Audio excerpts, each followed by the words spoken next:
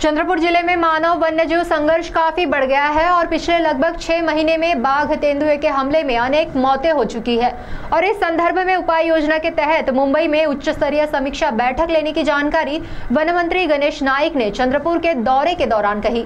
चंद्रपुर जिले में तेंदुआ और मोहफुल संकलन का हंगाम बेमौसम बरसात के कारण थम सा गया। इसके बावजूद भी बाघ के हमले में ग्रामस्थों की मौत होने की मालिका शुरू ही है।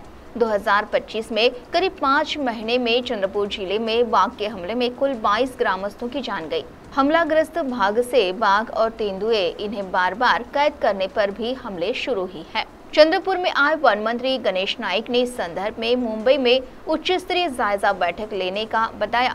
इसके अलावा वन्यजीव के हलचल को जानकर इसके बारे में इशारा और यंत्रणा स्थापित करने को भी कहा। वन विभाग की ओर से उपलब्ध निधि से वन विभाग के मानव वन्यजीव संघर्ष के संदर्भ में उन्नतीकरण करने का भी इस समय उन्होंने कहा। सीटीवी के लिए प्रतिनिधि वैभव रुयारकर की रिपोर्ट। अब अशी आहे की या बाबतीत परवा दिवशी मंत्रालयामध्ये सन्माननीय चंद्रशेखरजी बावनकुळे माननीय मंत्री महोदय, आशिषजी जयस्वाल आणि परिणयजी फुके या विदर्भातील प्रमुख या नेत्यांच्या समवेत वन विभागाच्या वरिष्ठ अधिकाऱ्यांची, म्हणजे मी स्वतः वनमंत्री म्हणून होते, आमचे एसीएस मिलिंद म्हैसकर साहेब, आमचे हॉप मॅडम सुमिता विश्वास आणि आमचे सगळेच या परिसराशी कनेक्टेड सगळे अधिकारी होते। आणि आम्ही असं ठरवलेलं आहे, स्टेजेस मध्ये नाही, ॲट ए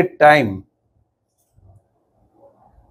मानवाला ह्या प्राण्यांच्या मुवमेंट होत असल्याची अलार्मिंग होईल अशा प्रकारची यंत्रणा उभी करायचं ठरवलेलं आहे, ज्याच्यामध्ये सोलर फेन्सिंग, त्याच्यामध्ये चेन फेन्सिंग, जेणेकरून शेतकऱ्यांचा पिकाला सुद्धा हानी होऊ नये आणि कुठल्याही परिस्थितीमध्ये भविष्यकाळामध्ये मानवावर हल्ला होऊन मानवाचा जीव जाऊ नये यासाठी पूर्ण यंत्रणा राबवायचं ठरवले।